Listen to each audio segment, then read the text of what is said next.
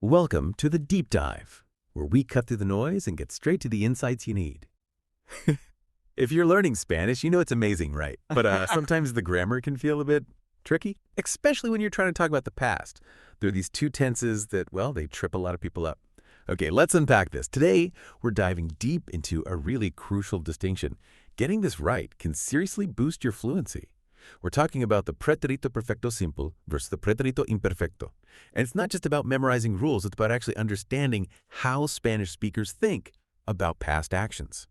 Our guide for this deep dive is some fantastic material put together by Dolce from the YouTube channel Español con Dulce. She has this really intuitive way of explaining things. Highly recommend checking her out. And hey, for those of you wanting to follow along, you can grab the free PDF she made. The link's right there in our description. It's a brilliant resource. Absolutely. And our goal today, our mission, isn't just to list rules. It's about giving you a kind of mental framework, something that makes applying these tenses almost second nature. We want you to move past just, rote learning. It's about getting that gut feeling for which tense to use when, building that intuition. Right, getting that feel for it. And the real breakthrough, that kind of aha moment from Dulce's material, it comes down to this great visual analogy. This is where it gets really interesting. Just picture a timeline in your head. Exactly. That timeline is key. The source material asks us to think of the Pretérito perfecto simple. You might know it as the simple past or preterita. Think of that as a punto exacto, like a precise dot, a specific point on that timeline.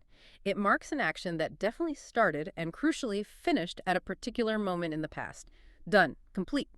Then you have the Pretérito imperfecto. Visualize that one as a barra, like a bar or a line segment stretching along the timeline. This bar represents something that went on for a while or something that used to happen regularly, like a habit. Or maybe it's just setting the scene. It doesn't necessarily have that sharp start and end point like the dot does. It's more about duration or description. And honestly, this visual difference, the point versus the bar, that's the core concept. If you can picture whether the past action feels like a finished point or more like a continuous bar, you're most of the way there. Okay, that point idea for the Pretérito perfecto simple, it really clicks. So we're focusing on that specific point. What does that mean for the kinds of actions we describe with it? Well, it means the Pretérito perfecto simple is your go-to for actions that happened and were completed at a specific time. Think finished, punctual actions. You're basically summarizing an event that's over and done with. It's definite. Got it. Like ticking a box. Exactly. For instance, Dulce gives the example, Ayer salí con mis amigas. Yesterday I went out with my friends. That's a perfect point. It happened yesterday. It finished yesterday. Concrete, done. Or another one. Llegué a casa y me di cuenta de que había olvidado las llaves. I arrived home and realized I have forgotten the keys. See, specific actions in a sequence.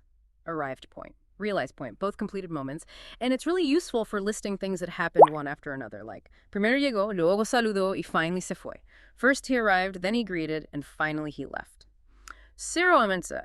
Each one is a distinct action, a point finished before the next one starts, shows that clear sequence. Yeah, that really drives home the idea of definite beginnings and ends. It's not about something ongoing. It's about the completion. Bam. Done. Okay, so if that's the point, the Pretérito imperfecto is the bar. So what kind of story does the bar tell? What about those actions that weren't just quick finished points? Right, the bar. The Pretérito imperfecto steps in for actions or situations that didn't necessarily have a sharp start or end point defined. They stretched out over time. Think ongoing actions, habitual things you used to do, or descriptions that set the scene in the past. It's the background story, the context. It's painting the picture. Precisely.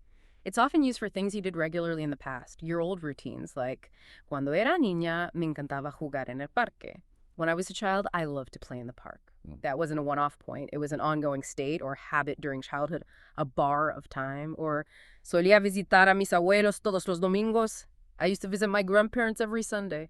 Again, a repeated habitual action, a routine. That's the imperfect. It also describes the background conditions, like hacía calor y el sol brillaba. It was hot and the sun was shining. These aren't actions that started and stopped. They're describing the continuous state, the atmosphere. That's the bar. And just quickly on conjugation for regular verbs, you'll see those classic endings, aber for our verbs, ema for our and er and er verbs. Pretty straightforward patterns usually. Usually. Yeah. But there are always exceptions, right? Yes, the irregulars. And in the imperfect, there are only three main ones, but they are super common, so you really have to know them cold. We're talking ser to be, ir to go, and ver to see. Ser becomes era, eras, era, and so on. Ir becomes iba, ibas, iba, and ver becomes veia, veias, veia.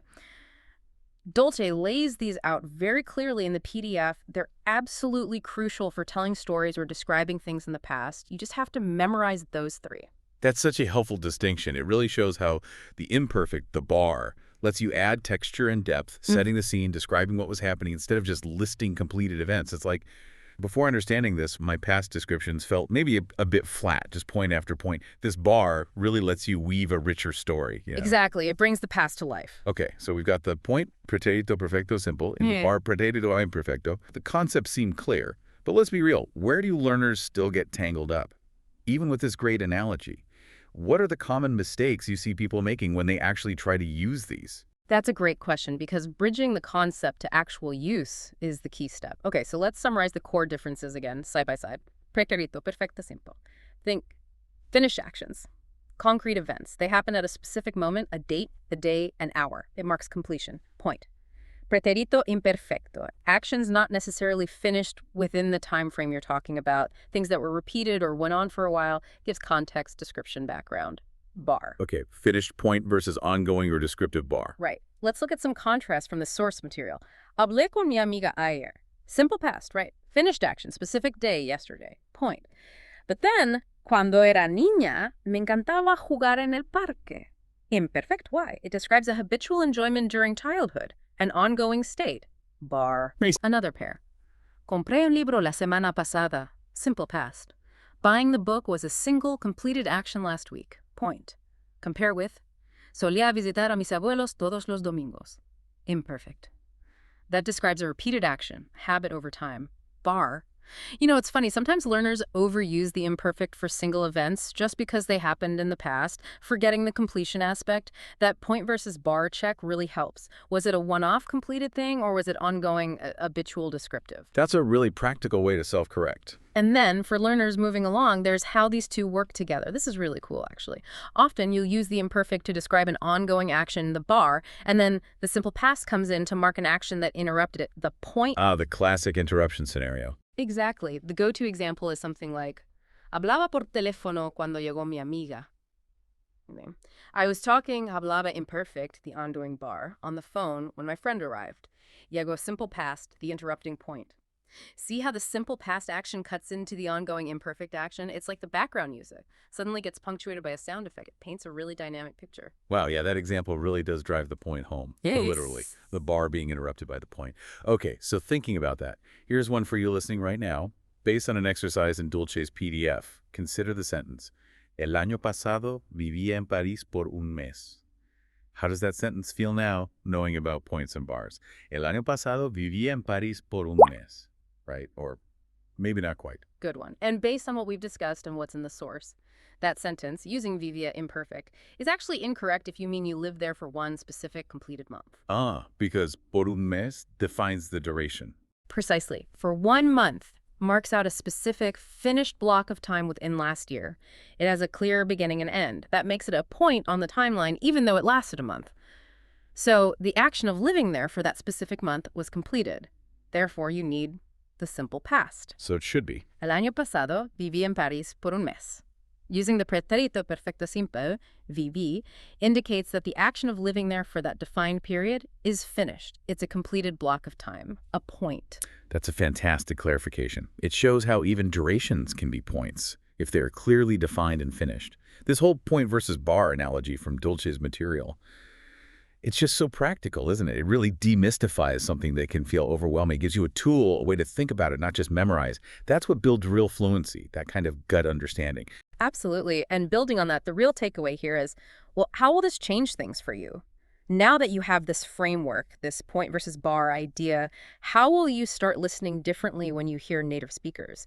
Will you notice how they use these tenses to tell stories?